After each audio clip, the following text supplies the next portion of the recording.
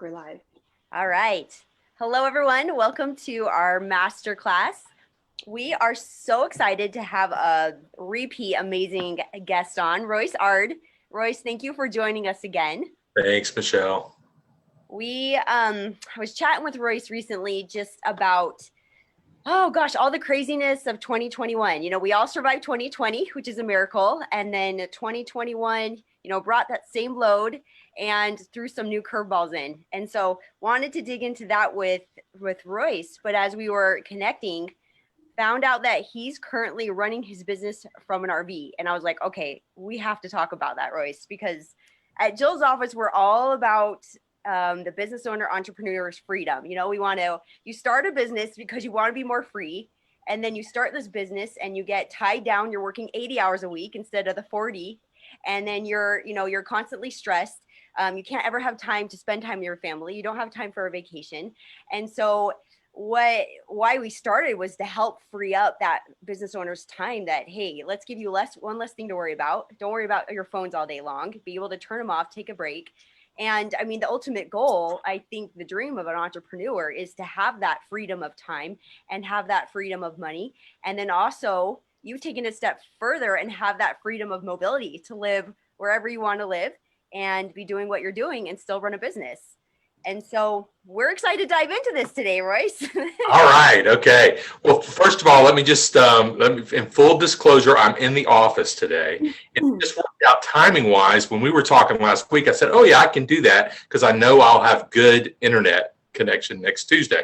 So as we dig into it, that's the number one problem when you're on the road is internet connection. So we'll talk about that. You know what? But really, our story is like a lot of people. And we actually, it's probably been just a little over a year ago when we had, when we did one of these before and we were talking about COVID.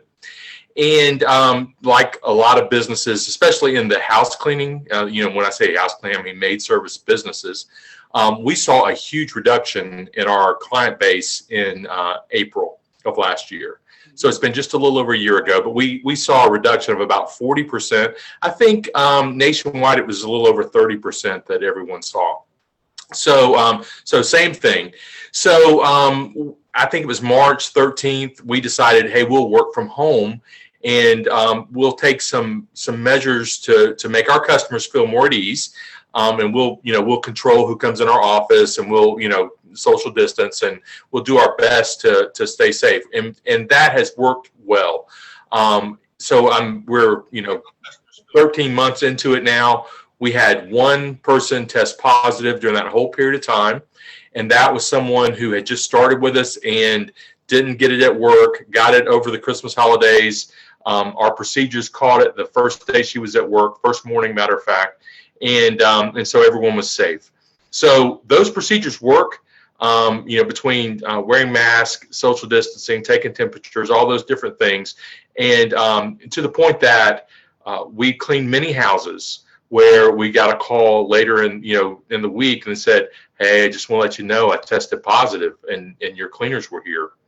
But we've been very careful. It all worked out well for us. And I hope it has worked out well for others. So that's the first thing. So what happened was I've always been about automation, how to automate your business and make it so it's easier to run. And there was a real selfish need to do that because my wife and I ran this business alone. So we didn't have any other managers. We didn't have any other people answering the phone, except actually Jill's office answered the phone for a long time for us, and took our overflow calls. And what we were doing is my focus was to make the phone not ring, okay, which sounds very antithetical to growing a business, but you have to listen to what we did there. We moved as many phone calls as we could to text, okay? So we got a business class texting software. And so what we found is a lot of our customers would love just to text us. And it was a lot easier to get in touch with them if we were using text. So instead of there having to be a 5-minute conversation about, hey, our cleaners are running a little late today. We're going to be at your house at 3:45 instead of 3:15. That was just a quick text. And so we were able to run a lot of our business just ourselves and grow the business to where we were bumping up against $1 million a year in revenue. So so we were able to do that. Now, once we moved it home, we continued doing the same thing. We also added response a bit a couple of years ago. And so that really cut down on the calls that we were getting, because now most people were getting their quotes online. And even if they weren't, we did their quote online. So we had a record of it. We simplified the whole process. And anytime we had an opportunity to move things away from telephone calls, we did. Now, I come from the cable TV business, and the cable TV business has hundreds of thousands of customers, or millions of customers, depending on where you're at. And we measured how much it cost to handle a call. And I know you guys probably do that. I mean, that's probably one of the metrics that you're very, very careful about. And I've been out of that business now for 7, 8, 9 years. But I believe at the time a call was costing us somewhere between $3 and $5 to handle a call. So it works a little differently in our space, but the important thing to know is telephone calls cost money. And whether that's $3, $5, $10, ever how you have it set up, you're paying money for that. And so anytime you can take something that's not a value add, you want to answer every call that you can where you're adding value to that transaction, okay? But what you don't want to do is you don't want to have to pick up the phone when there's really the only value is I'm telling you we're going to be late. That's not a value-added transaction. So so that was one of the big things about our business, how we run it, and sort of where the background is for that. So now what you will find is once you move away from a lot of telephone calls, you have plenty of time to talk to Miss Smith when she calls, or you have plenty of time to call someone that has a question or a problem. And you can work, really work the issues that you need to work, because the other things are taking literally 15 seconds to send a text. So that was the first part of our business. And it's important to understand that, because that's sort of the framework that everything else is built on. So we use Jobber. So all that was in the cloud. The texting software we use in the cloud, so you can get it on your phone, you can get it on the computer, whatever. And so we could sort of, be away from the office, be away even from our home office, and we could see what was going on with our day. Now, when last year, about a year ago, I guess probably about May, I decided to implement another piece of software which has really changed our business, and it's a ticketing software. Okay, so what we did is we took all of these streams that were coming in, these data streams, so texting, voicemails, quotes from Responsive Bid, surveys from QDS, all these different things, error notifications from Jobber, anything that was creating an email or a text or any kind of transaction, we had it funnel into this ticketing system. So now I can see the whole business on my phone as tickets are generated and as they're closed. It made it very easy to assign tickets to other people within the organization so they could work them as well. The other thing that started happening when we did this is we started recording all of our phone calls.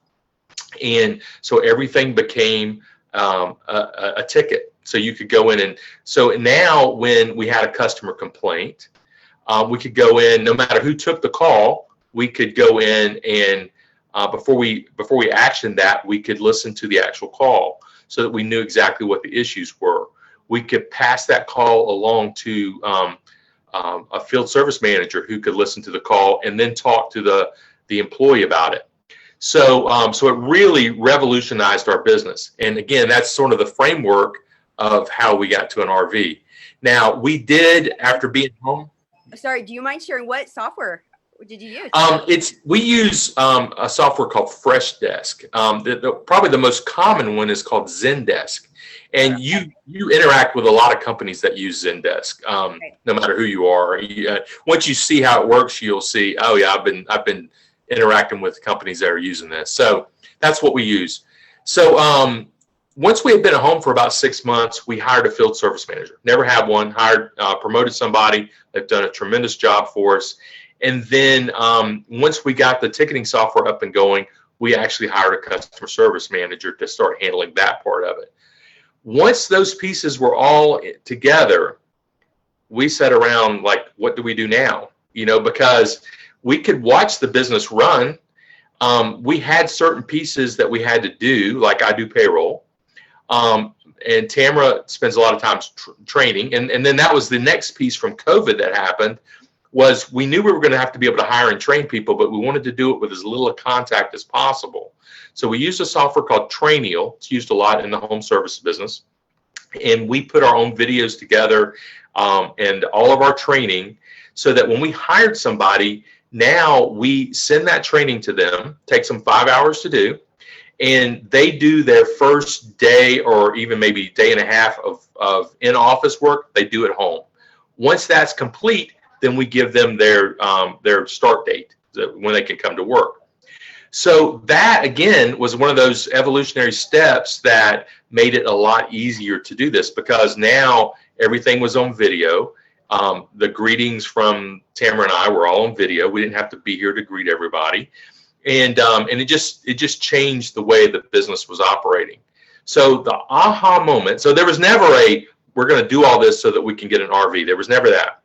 What happened was, the aha moment was, we were on sort of taking a little vacation. And I was talking to the field service manager one day, and I said, well, we'll be back in town next week. And she goes, oh, I didn't know you were out of town. And we've been out of town for 10 days. And so when I hung up the phone, I said, why are we in town at all?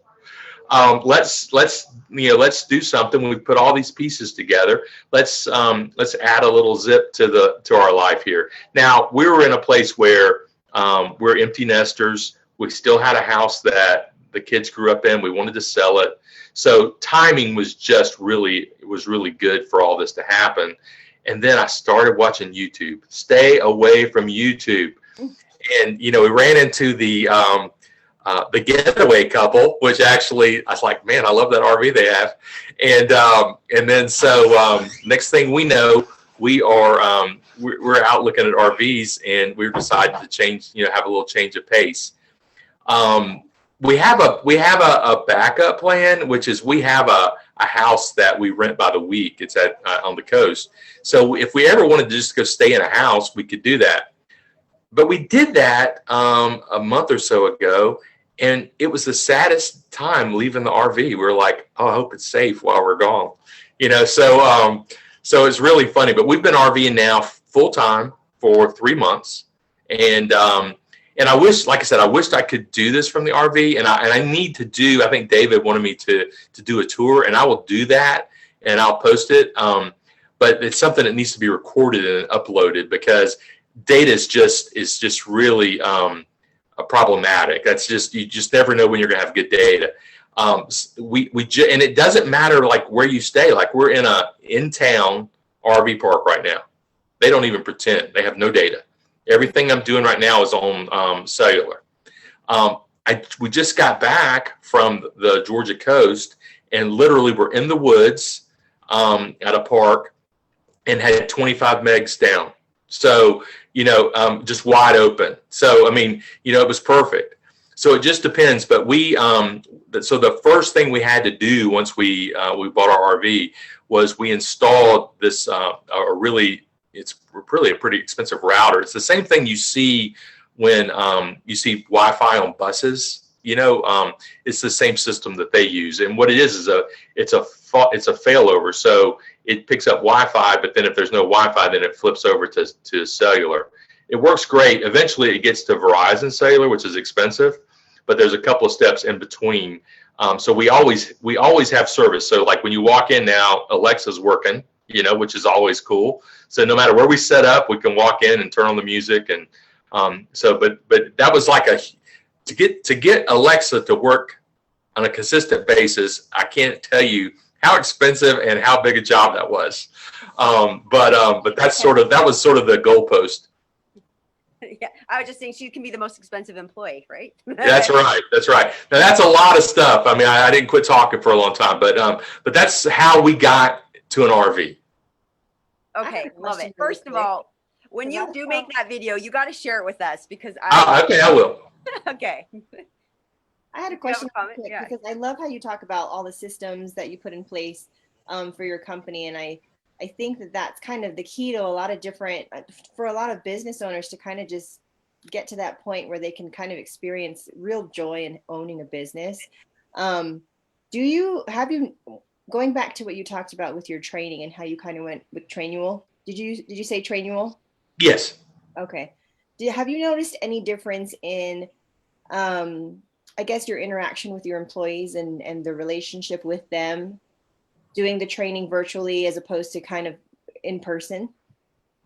Well, I don't have a good measure point there because where it used to be, when we were in the office, we met our employees. Well, now we don't meet them, so and part of that was in order to empower our manager, we literally stayed away for the first 2 months. Yeah.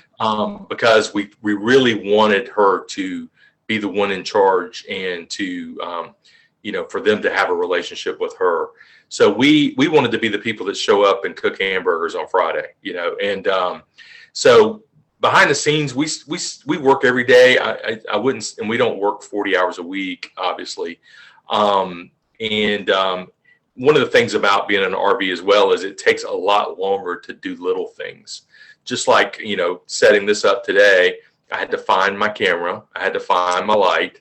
They're all packed up, and so you get all those things and then you get it set up. Well, it took an hour and a half. Whereas if I was in the office, it would be set up. I would flip it on and go, so everything takes a little bit longer when you're traveling around.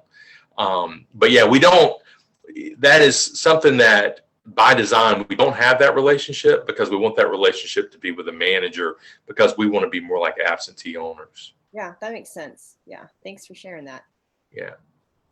That's not, I don't necessarily say that's good, but that's just where we are because, there's a time maybe when we come back in a little bit more, but we're just not at that place yet.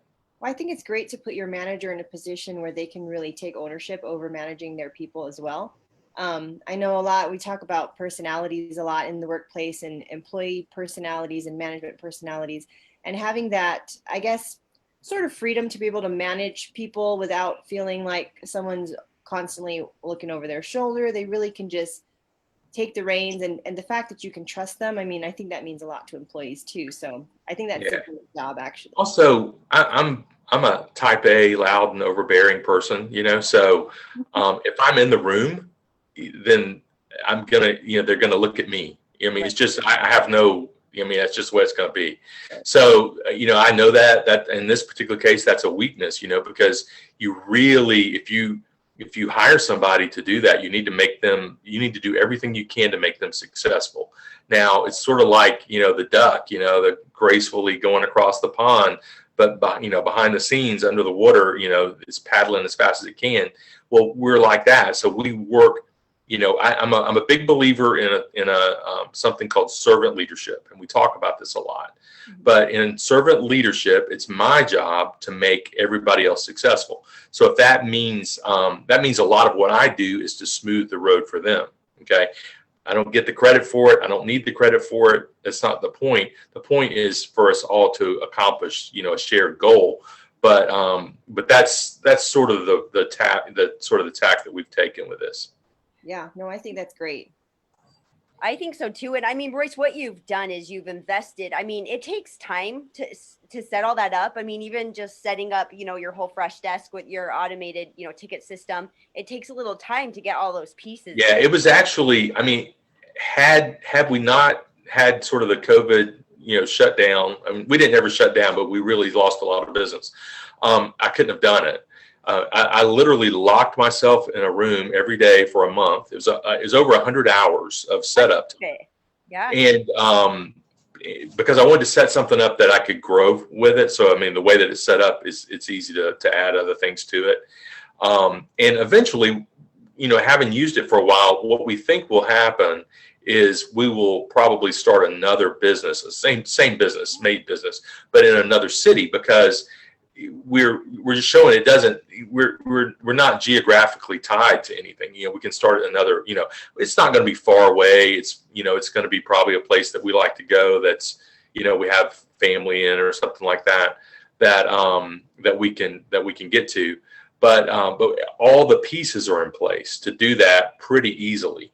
I love that. It's an investment that is, number one, giving you more freedom, but number two, going to let you expand your business. So that's amazing. And the same, because you can only grow, we're not in a large market, where there's about 200,000 people here, but the demographics are not such that, there's $300,000 homes everywhere. So we have a pretty limited market here. And in order for us, there's not another market close by, driving distance that makes sense. We do work in another college town that's not too far away, but it's small, and it also is in a different state in a different time zone, because we live right on the central and eastern time zone, and that's always a problem. Both of those always just create issues. So if for us to go to another city that's it's got enough business to start another business, to start another office, we've been going to Atlanta, and we lived in Atlanta for a long time. Our kids live in Atlanta, but that's really not what we want to do, because we don't know that market anymore. What we know are sort of these second tier cities that, have about, 200,000 people, 300,000 people. We understand those. We understand the marketing in them. And so we just want to replicate what we have in another, similar type area. Yeah, that's genius. I love that. And same concept with the training you created. I know we just did a big push to we use a similar software to that. And I'm thinking 5 hours for them to go through. I know that must have taken a long time to put together. Yeah. So, same concept, but then again, you can use that to take to different markets and in different areas. Yeah, you've built an asset then. That's really an important asset for your business. And we did the same thing when we hired the customer service manager. And it, as you well know, we had a couple of strikes the first time, and then third one, I think, is the charm. So if we would have had to go back and completely redo that training every time, it's one thing to train somebody to clean the house. It's another thing to teach them how to use all these systems, that we have. That does change things. You need a little higher level employee who is, is very computer literate and is used to working in multiple screens. So, it's the same people you hire, really. And that kind of person, you're going to give them so much to do that it does, you're not going to hire them and start them tomorrow. There's going to be a few weeks in there. Right. We had one question here from Jason. He's saying, I'm assuming since Jill's office is having you on that they're a part of the process. Can you tell us what they handle versus do you have an in-house receptionist? Okay, so we used Jill's office for a long time. We don't right now, but we're obviously have maintained a great relationship over the years, and I'm a very big proponent of Jill's office. Jill's office does a couple of things for you. We're on the East Coast. Jill's office is in Utah, so it expanded our hours of operation, which I thought was always great. So if someone called after our business hours, a live person picked up. So that just right out the gate, I thought that was a good deal for us. The second thing is Jill's office is very competent in handling quotes that come through ResponsiBid. So they were able to do a lot of the sales calls that we did. Unfortunately, because of some of the systems differences, but this gets fixed, by the way, what I'm getting ready to describe. If they couldn't see a recurring client if it had been scheduled in ResponsiBid. If you have a one-time type business, so like you're doing pressure washing, they can actually move clients around and things like that for you. So they can do a lot of the work that you need. Now, I personally, when you get an in-house person, for most businesses, that they should be able to handle most of your calls, but they're still going to take lunch. They're still going to be out sometimes. They're still there's that difference in hours where it'd be nice to have an extra person on the phone, or, if somebody calls and the customer service person is on the phone, a lot of times if it goes to voicemail, they don't even leave a voicemail. They just start dialing the next guy. I know this for a fact. Okay. One of the things that I set up in our system, in our ticketing system, is if someone abandons a call, which that's, you guys know what that means, but that's call center parlance for they made the call, but no one ever picked it up. They actually hung up during the message saying, that the call is going to be recorded or whatever. Okay. So they abandon the call, or if they leave a voicemail or just hang up, this system actually sends them a text and says, hey, I'm sorry I'm on the other line, but I would love to help you out. You can either text me a question or I'll call you back when I can. And what that does is that puts everything on hold, okay? Because and it doesn't happen immediately. It happens like 10 seconds later. It's like there's a little bit of delay in there, but that puts them on hold. And I have seen us, just get, how it works. I mean, you just get nailed by calls all at one time. Phone's been dead all day, and then you get 5 at one time. But I've seen us be able to go back and schedule 4 out of the 5 calls that we missed because of that. Because that one text, and it's one of the reasons you want your phone calls to be data, because you can manipulate it. In this particular case, we're using Zapier to create a zap and send, and create this text. But it just puts everything on hold, and it gives you, an extra 10 minutes to get back to people, and they quit dialing. Huh. I love that. Yeah, no, that's amazing. And I love what you talked in there too about getting gap fillers. And that's in essence what Jill's office is a lot of times being able to fill that gap of, a few hours before, a few hours after, or during the lunch. But that it's not always necessary, to use every system or process all the time, all the way across, but to make sure that all the holes are filled within your business. I love that. The big thing that you want is you don't want to miss a sales call. I mean, that's really it. You do not want to miss a sales call. And the nice thing is, if you're using a system like ResponsiveID, then Jill's office can take that call and do that quote, and it'd be seamless, just like you would have done it in the office. Right. Love that. Okay, so Royce, I wanted to ask you about something else. I loved everything you're telling us about how you're automating your business, but you also know an amazing opportunity happening right now where business owners can get a pretty good chunk of money. Yeah, so I've been a Jobber customer for a long time. I like to joke with them that when we started with Jobber, I think we had the same number of employees. Of course, now I've got 14 or 15, and they've got 300.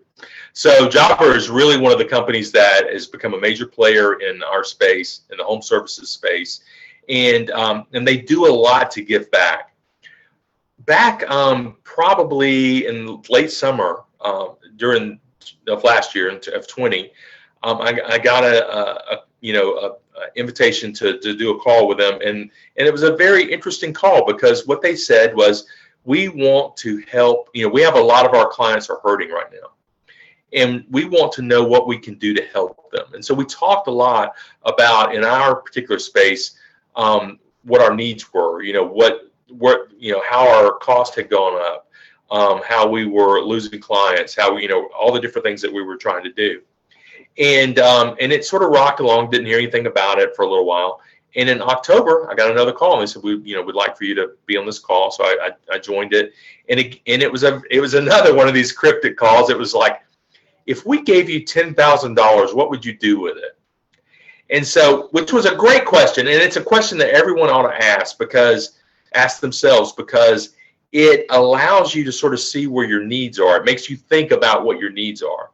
And so there were more people on the call this time, and people talked about using the money for training, using money, part of it to do team building because they've been out of the office for a while, using the money for marketing to grow back to pre-COVID levels. Everybody had a way to use this money. And so so things just rocked along again for a little while, and they came back and said, look, we want to talk to you about this. It's called, we've come up with this whole marketing plan. It's called Boost by Jobber. And I think that's a great title, Boost, because what they're trying to do is to boost your business. Now, a couple things about this. You do not have to be a job or client to apply for this, but they have set aside $100,000 that they're going to issue out as grants to businesses in the home services field. So maid businesses, pressure washing, window washing, plumbing, HVAC, whatever. Okay, so that's all that you have to do to apply, is to be one of those types of industries. And then to make it fair, they have made it into 4 categories. So each of these categories, I guess, will get like $25,000. And the first one is what they call the sort of the aspiring entrepreneur. And we all know this person who went to Home Depot and bought a pressure washer, or went to Walmart and bought some cleaning supplies, and they've got a side gig now of a home services business, and they would love to go full time, but they need marketing money, they need more equipment, whatever. So that's the first category. The second category, which I think they did a great job on their categories too, is the business that's 0 to 3 years old. Now, the business that's 0 to 3 years old, that guy's hustling, okay, because they're trying to make the transition from actually doing the work to becoming a manager, to manage the business. They have a lot of things going on, and all of it takes money. So they'll have different needs than the sort of the budding, the aspiring entrepreneur. Then the next category are businesses that are over 3 years old. Okay, and again, those have totally different needs and also different abilities. Our business now, the maid business was started in 2013, so we're 8 years old. So we have just matured to the point where we're talking about putting all of our training online. Okay, if you can do that when you're a younger business, please go do it, because it is super helpful. But a lot of times you're just trying to get today's work done. So again, that's just another category. So mature businesses. The last category are things that are needed strictly because of COVID. So you got to buy PPE, you've got to, you need to buy an electrostatic sprayer or whatever you need that has become an issue because of COVID. So those are the 4 categories. They're basically 2 questions, which category you're in and then how you're going to use the money. The application takes less than 5 minutes, and you fill out the application. They'll do the first cut and then come back to you and talk to you some more about it, and then they'll make the final decision. But they're going to give grants between $1,000 and $10,000. Okay, so I believe that's it. It's $1,000 and $10,000, and maybe up to 20. I can't remember, but the details are in the link. I haven't looked at the details lately. But here's the deal. I would really like for all the winners to be people I either knew or that knew me.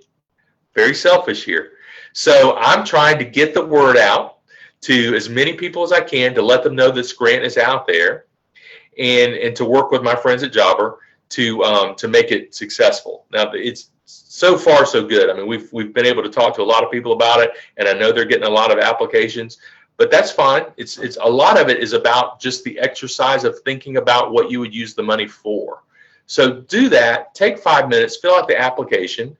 I mean, nothing. It's not costing you anything, and use this as an opportunity to think about how you would invest in your business. If somebody came along and gave you $10,000. Royce, not only are you such a genius businessman, but I just love your huge heart. So thank you for sharing that. I love that you want to get the word out about that and help other business owners out there.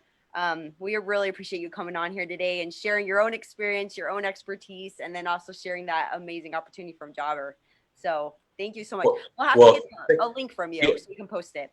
Yeah, I'll send you a link. But thank you very much for letting me reach your audience. And also, if you would like to be visited by the RV tour, let me know. I'm always planning out routes and everything. I started calling my our trips the friends and family trips. It's like folks I haven't seen in a while. One of the first people we went and saw not too long ago was my favorite high school teacher. Okay, my favorite high school teacher. He was young. I was 17 as a senior. He was 27. And he really, had a lot of influence over me when I was in school. And he went on and went back to school himself, and he's the dean of math and science at a university. So I spent 3 days with him, had a blast. So this has been fun. So I just go. Michelle and I are friends on Facebook. You can see, like, I just went and visited somebody on the Georgia coast. Somebody I hadn't seen in like 5 years. So it's always fun. And so if I know you and you have a business that's similar to ours, chances are I may swing by and see you. I love it. At some point, you got to make it out west. I'm coming out there in next year. I'm coming to see you guys. Bryce, or where you heading? All of those. All of it. Awesome. Yes. And then, so ResponsiCon is in February. So and then the QDS Summit is in San Diego after that. So probably somewhere in between there, I'm probably swinging by the Jill's office. Love it. We're excited. We'll have a party. Yeah, sounds good. Sounds good. Awesome. Well, thank you, Royce. We really appreciate you joining us today. Thank you, everyone, for tuning in, and have a great one. Thanks, guys. Happy travels. Thank you.